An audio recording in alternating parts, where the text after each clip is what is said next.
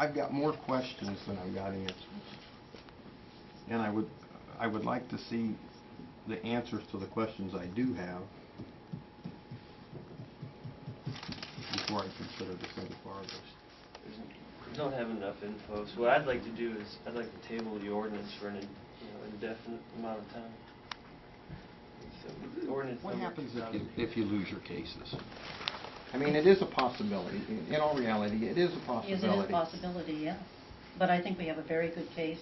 He bought a residential neighborhood property. It has been zoned residential since '61. He came in there, bought it, and proceeded to dump on the property. And you can't do that. I think we have an excellent case.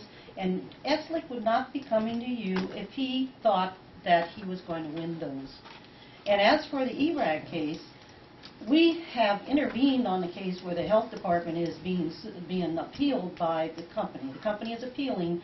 The health department says you want to stick back 1,000 feet. He wouldn't do that. He has denied everything, pushed the issue, and he wouldn't do that. And so that's what we're doing, and I think we're going to win because we have good lawyers in that. So I think we're going to win the case, and I think that you are pushing and undercutting us, and it really bothers me. That was not our intentions, and if everybody in here took it as that, that's not it. Council has been accused for years of being reactive rather than proactive.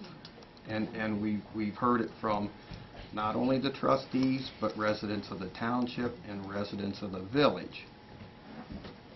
This ordinance did not come up because of pressure at this time from Eslick. The council felt that it would be better suited to have an ordinance in place, and I was very vocal about this, and Charlie will admit to that. I drafted a letter, and Reggie read it out loud, and it was basically my opinion on the whole issue. Originally, they wanted to put the pre-annexation agreement in place before having any zoning issues or anything worked out. And I personally felt that was wrong. And council has talked about this on and off. And finally, we just decided to draft a resolution. We did not do this. There is not any negotiations at this point. I mean, I think you all have good ideas for this community. And I know that you don't want the landfill. You're trying to control it.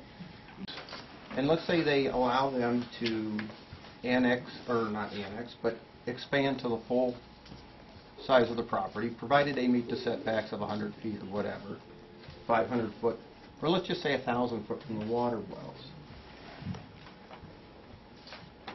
At that time, are you or the residents of the township going to come to us and say, hey, do you think maybe you would want to annex them or look at annexing them now because your setbacks are farther? And I think at that time, if we happen to lose, I don't think we're going to lose. But then we have to mount this environmental case. And the environmental case will say that that ground is unstable. There are all kinds of mine subsidence. I can show you maps, and I think people have maps. You have maps. ODNR. And they're double layers. They should never put that on there in the first place. The first up to about pretty close to 20 acres has never been lined. They just went out in the middle of the field and started dumping.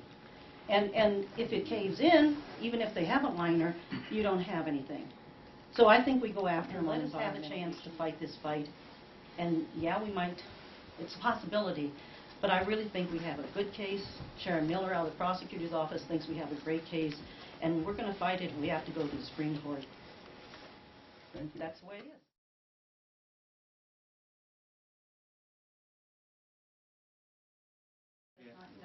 Read the motion.